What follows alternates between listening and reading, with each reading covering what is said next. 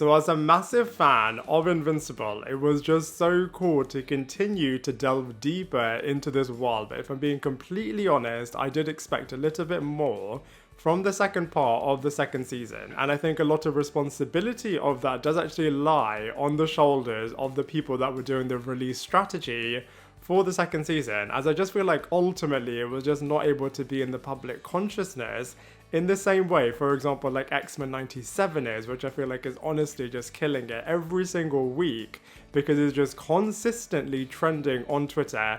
Everybody is talking about it, and unfortunately Invincible Season 2 just kind of drifted away. But you know, regardless, I do have to say that the final episode at least definitely was so heart-wrenching, and you could just literally feel everything that Invincible and all of the other characters were going through. And every single episode, I feel like, ended in such a good way. I honestly always love that kind of post-credit scene that they have at the end of each episode, as the cliffhangers alone were just so awesome. Certain moments in part 2 of season 2 felt a little bit boring, and that they were only really there to build things up for season 3, which just kind of makes you just want to watch season 3 rather than going through all of these boring moments constantly. But that being said, one of Invincible's true super strengths and superpowers, no pun intended, is its brilliant voice acting and the well-written characters.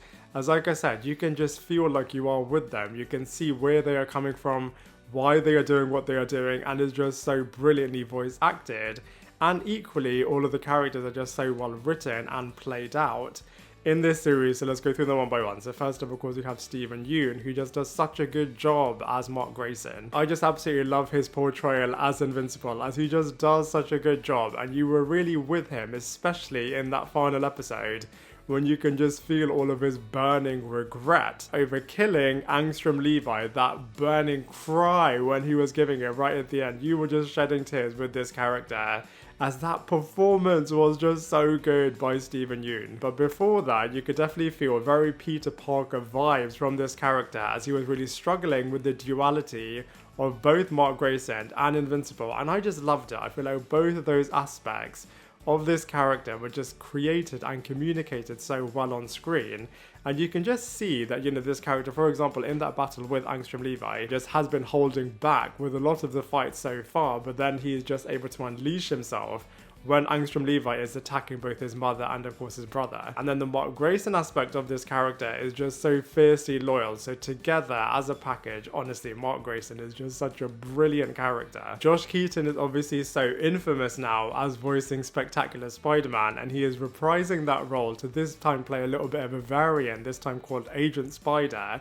And I first loved that parody, but I just thought it was really, really cool to see Spider-Man and Invincible together on screen. If anything, I just wish that sequence was just a little bit longer, but nonetheless, it was still really, really fun to see. J.K. Simmons is now such a brilliant voice actor, and so many other examples of what he's done recently, but I feel like Omni-Man is just absolutely brilliantly voiced by J.K. Simmons. I feel like he just brings so much to this performance, and now he's just so iconic in this role. And I thought it was really, really interesting how you're getting to see a lot more of the human side of this character, even though he is fully Viltrumite. And I just loved his final words, that he was even surprised at himself at the fact that he is missing Debbie and his life back on Earth. I really do hope that they explore why Omni-Man is feeling like this, as I feel like they really do need to explain the layers, because before this, he was just so dedicated to the Viltrumite mission and was pretty much getting Earth ready for the Viltrumite takeover, and now he's just suddenly on the other side, and I feel like they do have to explain that a little bit more. I feel like Sandra Oh as Debbie did a little bit more in the first part of season 2 in terms of dealing with everything that Omni-Man did, especially calling her a pet right at the end of the first season, whereas this time she was more of a maternal figure looking after Oliver. Seth Rogen is really, really cool as Alan. Another brilliant voice acting performance by this guy, and I feel like he was really, really cool in terms of showing that Alan is a really brilliant character, and you just know that he's just going to be so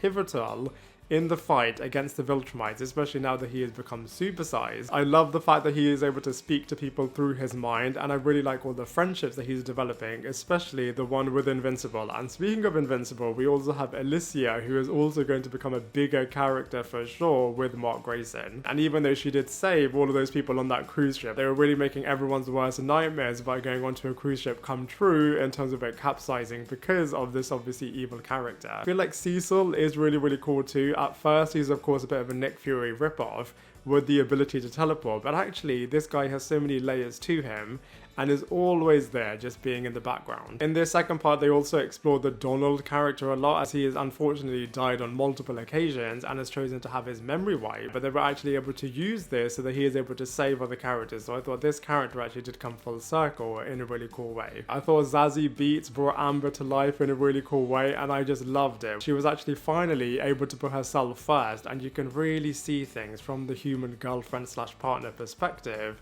in terms of the fact that, you know, they are easily able to be killed off by these superpowered beings, and their lives pretty much have to take a back seat to all of these other characters. So I thought in this part it was really, really good, as they were able to see that both Mark Grayson and Amber are trying really, really hard to make their relationships work. But then when Amber was nearly going to die by Alicia, she was like, look, I've had enough now I need to put myself first. So I thought that was really, really cool.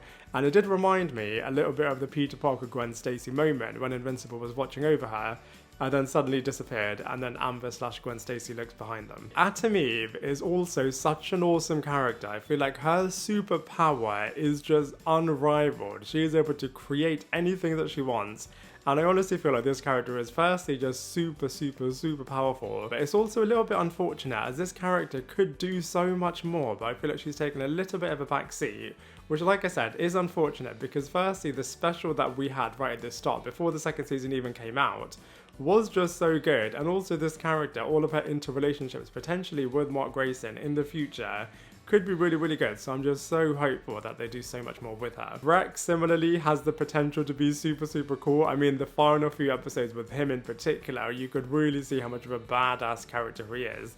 And especially after everything that he has now gone through, I feel like potentially in the future he could be really, really wicked too. And everybody is doing multiverses nowadays, so of course Angstrom Levi is going to be this world's version of opening up all of the multiverse. But I thought it was really clever actually, as it did predominantly stay in this universe, and you are just seeing pretty much that in all of the other multiverses, the Invincible character does actually go evil, which we will definitely be seeing in the future. I loved all of the little cameos that we were seeing. Of course, like I said, we saw Agent Spider, we saw Batman. If anything, I would have just loved this to have been explored a little bit more, as they kind of did build up the multiverse so much, but then it was a little bit anticlimactic. But now let's talk about the future of what we could see in season 3 and beyond, as the creators have said that this potentially could go on for 7 seasons. Now, Titan and Battle Beast have been confirmed to be returning from season 1 in season 3, which I think is really, really cool, as Mahershala Ali did such a good job with Titan.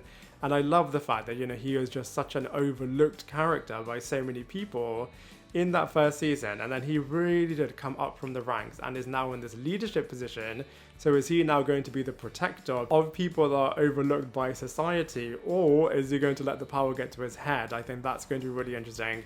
Battle Beast almost killed off Invincible, so to see this character back is going to be really, really cool. Of course, we saw that final sequin who was hiding in the stomach of the astronaut coming back, so of course we're going to be seeing the aftermath of that. Cahor was a little bit of a joke as this mummy tomb character, but I feel like he could be really, really cool, and maybe they're going to be doing a bit of a Moon Knight vibe with this character. If anything, I feel like you could really have a little bit of Middle Eastern mummy magic taking place in some future seasons. And then there's just going to be so many wars. So we're going to see the Invincible War, so all of those variants of evil Mark Grayson are potentially going to come into this universe by Angstrom Levi if he did survive, because of course he is just hating this pure version of Invincible because of what he did to him. Of course it was unintentional and indirect, but I feel like Angstrom Levi, even though he hates all of these evil Invincible variants, I feel like he hates this pure Invincible even more because, like I said, what he feels like he did to him. And then Robot in the comics does actually have a bit of a robot war, so that future version of Robot could go super evil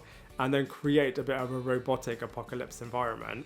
And then we have the Viltrumite upcoming wars. There's going to be all of the Viltrumites versus Invincible, versus Omni-Man, versus Alan, versus Theodore. I feel like that is going to be absolutely wicked. And of course, even more relationships being explored, a lot more backstabbing being explored, maybe new heroes being explored. And I love the fact that Duplicate had one extra version of her that nobody knew about, so she is back, which is really, really wicked too. So I just cannot wait to see what's going to happen in the future with this absolutely unbelievable brand. And of course, we're also going to be seeing it in live action soon which is going to be absolutely brilliant. But as far as the second part of the second season is concerned, I unfortunately feel like the release strategy unfortunately did a little bit of a disservice, as it wasn't able to have the impact that I feel like it could have had, and the fact that it deserved as well. And so for all of those reasons, I'm going to give Invincible Season 2 Part 2 a 6.5 out of 10. Now I'd love to hear from you. What did you think of this? Let me know your thoughts in the comment section below, and I look forward to seeing you in my next video.